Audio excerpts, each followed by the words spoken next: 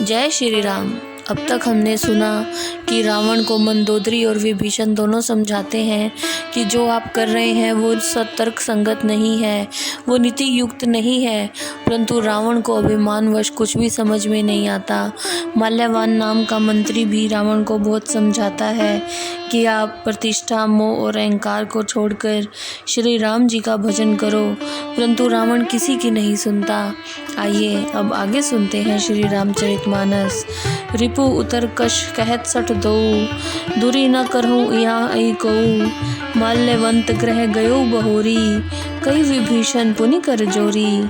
रावण बोला, तुम दोनों मूर्ख हो जो शत्रु की प्रशंसा कर रहे हो। यहाँ कोई है, इनको मेरी आंखों से दूर करो। इस पर माल्यवान अपने घर चला गया, परंतु विभीषण फिर हाथ जोड़कर बोला, सुमति कुमति सब के उर रही, नाथ पुराण निगम अस कहीं। जा सुमति तह संपत्ति नाना, जा कुमति तह विपत्ति विनिदाना।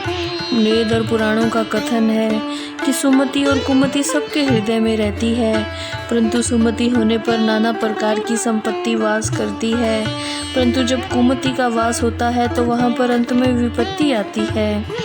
तब उर कुमति बसी विपरीता, हित अनहित मानहु रिपु प्रीता।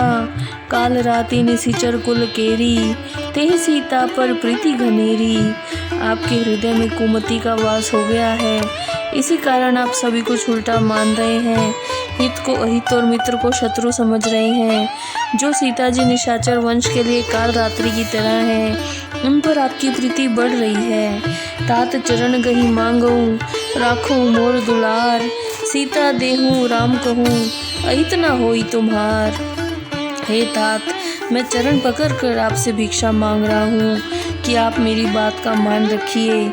श्री रामचंद्र जी को उनकी पत्नी जानकी जी वापस कर दीजिए, जिससे आपका अहित न हो। बुद्ध पुराण श्रुति सम्मत वाणी, कहीं विभीषण नीति बखानी। सुनत दशानन उठा रिसाई, खल तो ही निकट मृत्यु अब आई।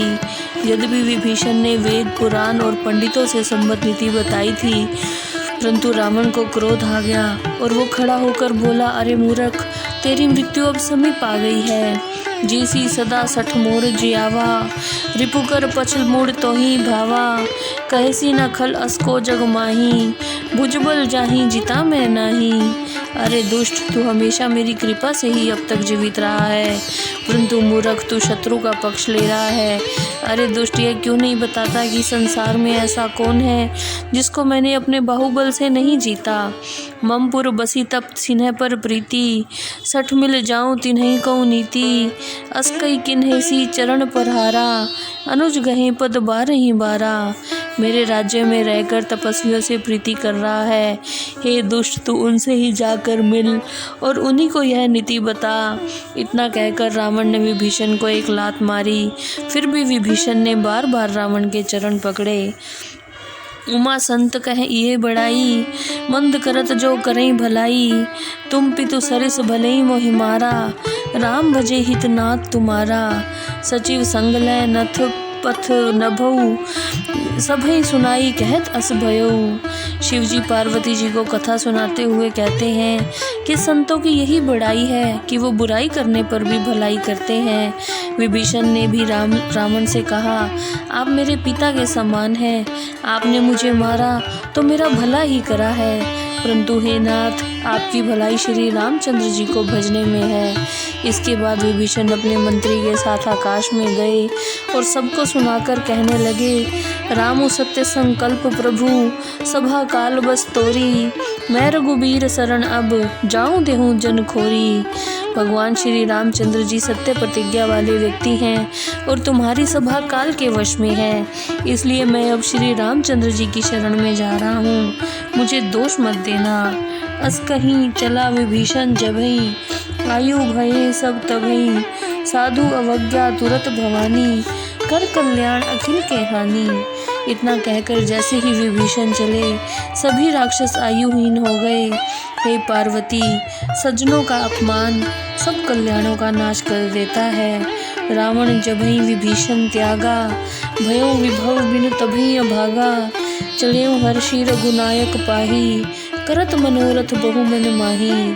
जिस समय रावण ने विभीषण का परित्याग किया, उसी समय से वे भाग्यहीन और ऐश्वर्यहीन हो गया और विभीषण प्रसन्न मन से नाना प्रकार के मनोरथ करते हुए श्री रामचंद्र जी के पास चले। देखऊं जाई चरण जल जाता, अरुण मृदुल सेवक सुख दाता, जे पद परसी तरि ऋषि नारी, दंडक कानन पावनकारी। मैं जाकर उनके चरण कमलों के दर्शन करूंगा, जो कमल के समान कोमल हैं, सेवकों को सुख देने वाले हैं, जिनको छूकर ऋषि पत्नी अहिल्या तर गई, जो दंडक वन को पवित्र करने वाले हैं। जे पद जनक सुता उर लाए, कपट कुरंग संग धर आए, हर उर सर जो पद जेई, अहो भाग्य मैं देखऊं तेई। जिन चरणों को सीता जी अपने हृदय में धारण करती हैं, जो चरण कपटी मृग को पकड़ने के लिए दौड़े थे, जो शिवजी के हृदय रूपी सरोवर में कमल के समान रहते हैं, मेरा अहोभाग्य है कि मैं आज उनके चरणों के दर्शन कर पाऊंगा। जिन्हें पयन के पादु कन्ही, भरत रहे मन लाई, ते पद आज बिलो कहियूं, इन्हें नए नहीं अब जाई। जिन चरणों की पादुकाओं को भरत जी ने अपने मन में धारण कर रखा है, आज मैं उन्हें अपने इन नेत्रों से देखूंगा। यही विधि करत सब प्रेम विचारा, आयो सपदी सिंधु अहि पारा, कपि ने विभीषण आवत देखा, जाना कहूँ रिपुत विशेषा। इस प्रकार प्रेम पूर्वक विचार करते हुए विभीषण समुद्र के इस पार आ गए। विभीषण को आते हुए देखकर वानरों ने समझा कि शत्रु का यह कोई विशेष दूत है।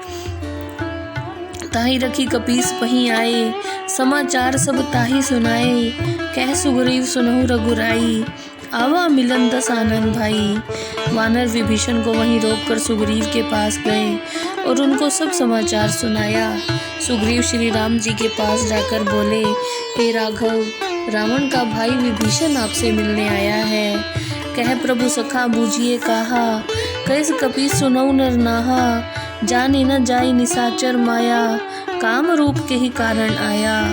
भगवान श्री रामचंद्र जी सुग्रीव से बोले, मित्र, इसमें तुम्हारी क्या सलाह है। सुग्रीव ने उत्तर दिया कि हे नाथ सुनो, निशाचरों की माया को कोई नहीं जानता। पता नहीं ये इच्छा अनुसार रूप धारण करने वाला किस लिए यहाँ आया है। भेद हमार लेन सठ आवा, लखी बांधी मोहि असभावा, सखा नीति तुम नीक विचारी, ममपन शरणागत भयहारी। यह दूत पता नहीं हमारा भेद लेने तो नहीं आया। मुझे तो यही उचित जान पड़ता है कि इसे बंदी बना लिया जाए।